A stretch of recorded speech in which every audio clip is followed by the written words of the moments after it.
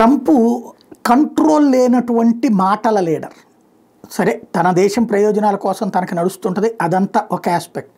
ఈ మాట ఎందుకు అనాల్సి వస్తుందంటే అసహనంతో మాట్లాడేసేటటువంటిది అటు పబ్లిక్ ఏమనుకుంటున్నారన్న ఫీలింగ్ అయితే లేదు. అదే తరహా ధోరణి. అంటే అమెరికా అధ్యక్షులందరిలో బయట కళ్ళెదురుగుండా సరదాగా నవ్వుతూ తెర వెనకాల నాటకాలు ఆడేవాళ్ళని చాలామందిని చూసాం. కానీ ఇతను మొహమాటం లేకుండా తను ఏమనాలనుకున్నాడో అదే అనేస్తాడు. అది కాస్త అసహ్యంగా కూడా అనిపిస్తూ ఉంటుంది. ఇదంతా ఇప్పుడు ఎందుకు చెప్పాల్సి వస్తుందంటే ఈ ఎవరైతే బైడెన్ ప్రభుత్వం వెళ్ళిపోయాక ఈయన రావడం, ఆ తర్వాత రష్యా ఉక్రెయిన్ యుద్ధాన్ని ఆపడం, జెలెన్స్కీతో మీటింగ్ పెట్టడం, ఆ జెలెన్స్కీని బయటికి పంపించేయడం, ఆ తర్వాత జరిగిన పరిణామాలు చూసాం. తాజాగా జరిగినటువంటి అంశం ఏంటయ్యా అంటే ఒక రిపోర్టరు రష్యా ఇవాళ రోజున ఇప్పటికీ రష్యాకి ఉక్రెయిన్కి మధ్యన కాల్పుల విరమణ జరుగుతూ ఉంది కదా, ఒకవేళ రష్యా కాల్పుల విరమణని వదిలేసేసి ఉక్రెయిన్ మీద దాడి చేస్తే ఏంటి అని అడిగాడు.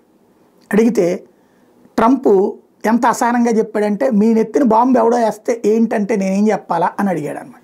ఇట్లాంటి పదజాలము, ఇలాంటి దుందుడుకు స్వభావమే అతన్ని అధికారానికి ఒకసారి దూరం చేసింది. కాకపోతే మళ్ళీ అధికారంలోకి అతను వచ్చేదేం లేదు, కానీ ఆ మాట తీరు మాత్రం మారట్లేదు.